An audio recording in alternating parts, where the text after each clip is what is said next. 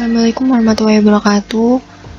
Saya Nawang Indar Pratiwi dari Prodi Pendidikan Teknologi Informasi kelas 2020B dengan NIM 20050974006. Di sini saya akan menjelaskan mengenai routing dinamik beserta simulasi routing dinamik menggunakan Cisco Packet Tracer.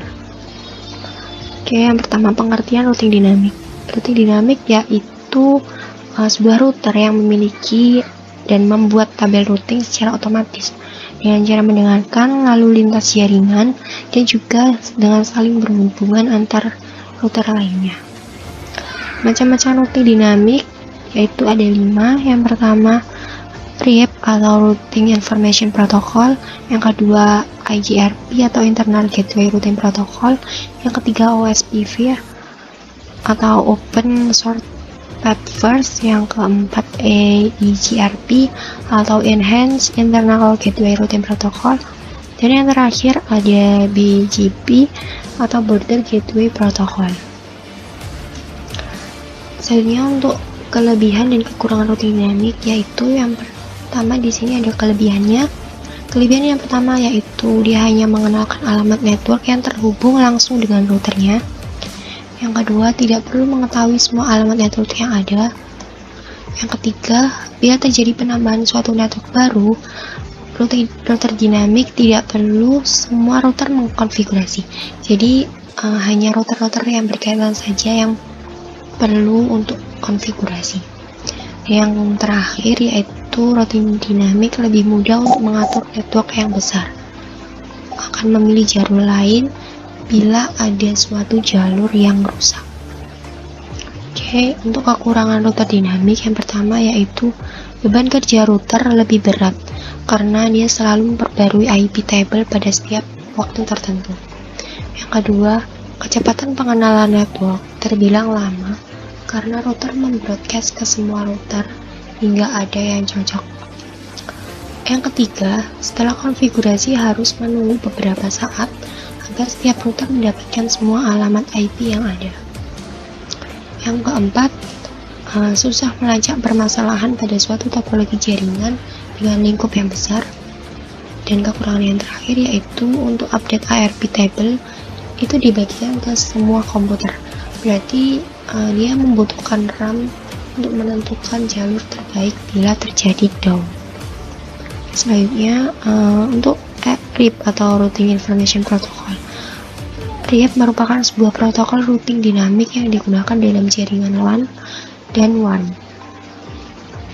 Cara kerja RIP yaitu yang pertama dia host mendengar pada alamat broadcast jika ada update routing dari gateway.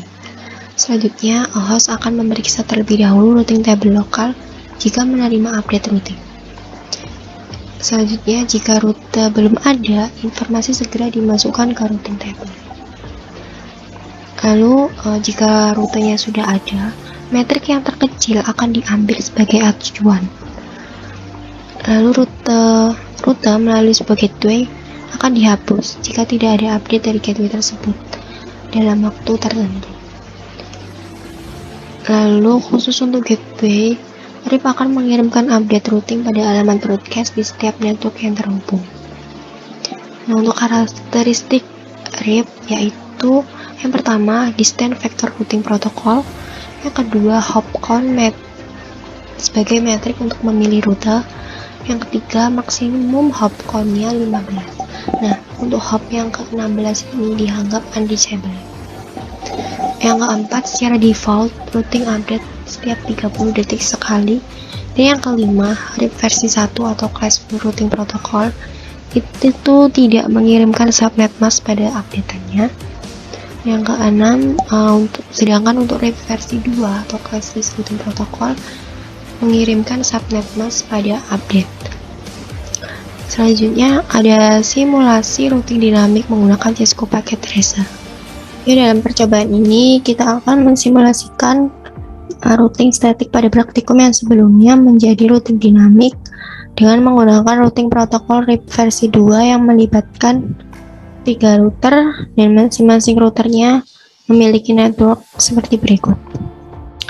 Nah, yang pertama kita buat dulu simulasi jaringannya, termasuk setting IP gateway router, IP address PC, netmask PC, dan gateway PC yang sama persis seperti simulasi routing static di video sebelumnya.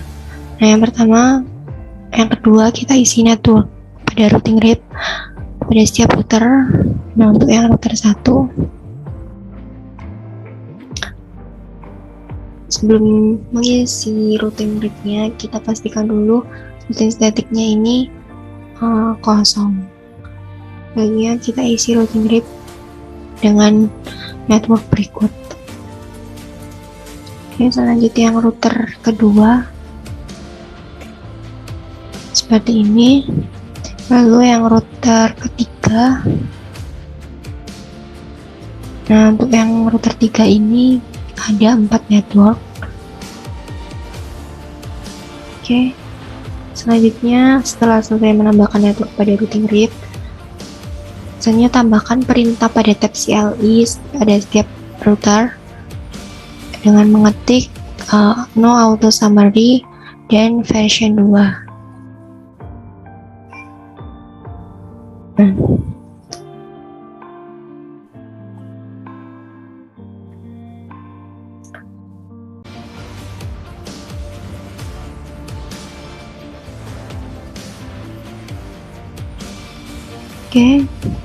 untuk yang router 2 juga di sini read no auto summary version 2. Untuk yang router 3 juga sama.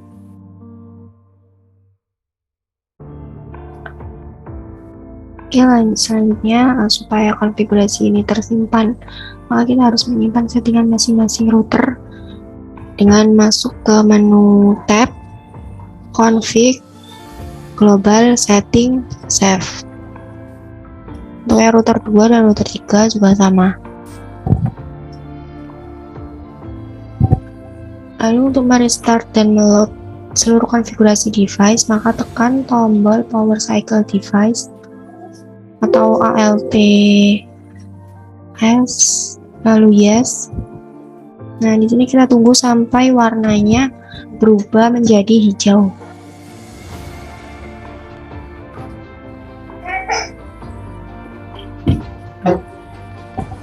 Oke, untuk menampilkan tabel routing pada masing-masing router, kita masukkan perintah pada CLI router. Nah, di sini kita klik router 1. Kita masukkan perintah show IP router. Nah, kemudian dia akan muncul tabel seperti ini. Oke. Untuk router 2 juga sama. Oke, lanjut router 3. Oke, selesai. Selanjutnya kita pindah ke mode simulasi, lalu kita buat skenario dan kita kirimkan paket simple PDU dari PC 1 ke PC 2. Kita jalankan.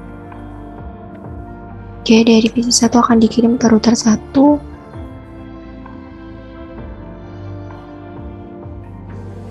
Lalu ke PC 2, kembali ke router 1, dan statusnya berhasil.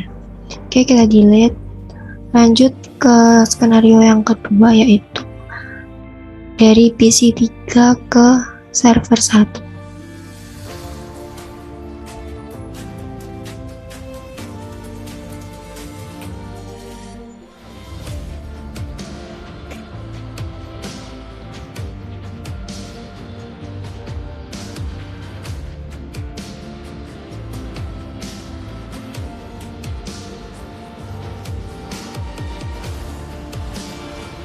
Oke, kembali ke PC 3 dengan statusnya berhasil. Lanjut ke skenario yang ketiga, yaitu dari PC 3 ke server 2.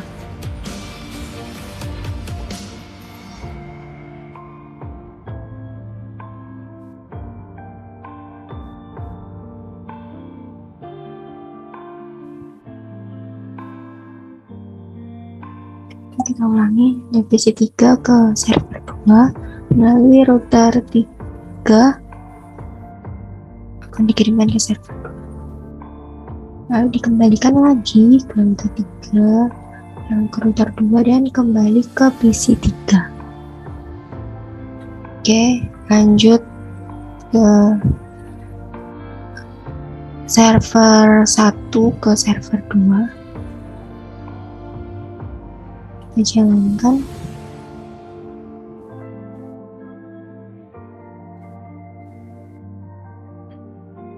Oke, seperti ini dan berhasil. Oke, selanjutnya dari server 1 ke PC3.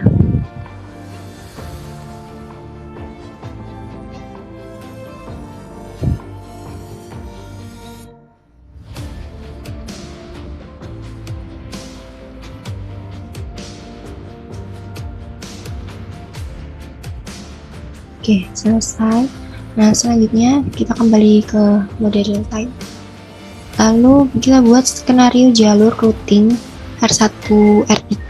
Nah, jalurnya kita putus dengan mendisable salah satu interface router yang terhubung dengan R1 R3.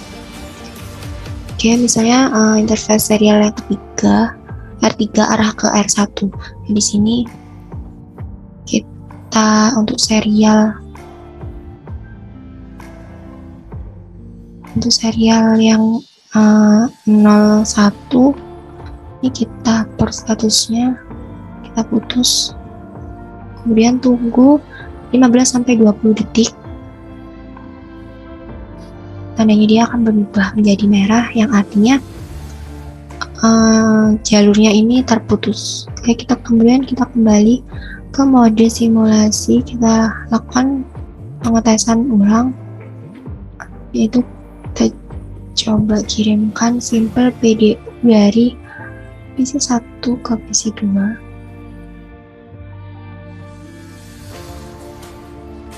Nah, statusnya akan gagal dan dikembalikan lagi ke PC1. Lanjut, kita coba kirim dari PC3 ke server 1.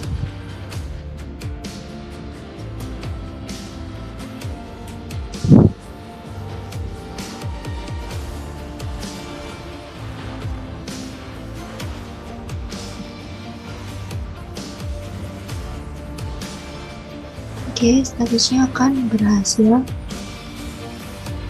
Lanjut ke PC3 ke server 2.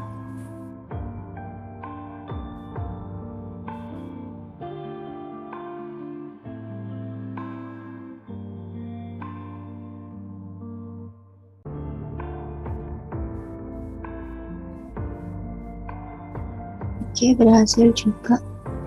Selanjutnya dari server 1 ke server 2.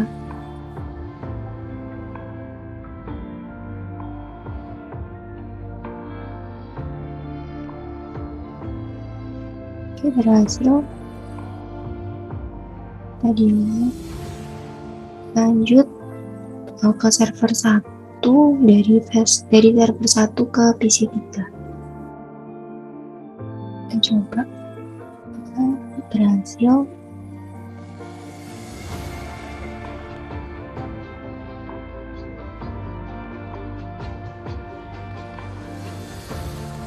Oke, berhasil juga, kita lihat. Nah, jadi pada routing dinamik ini dia akan mencari jalannya sendiri, karena ini tadi untuk yang jalur router 1 ke PC2 ini dimatikan, maka jalurnya akan berubah. Oke.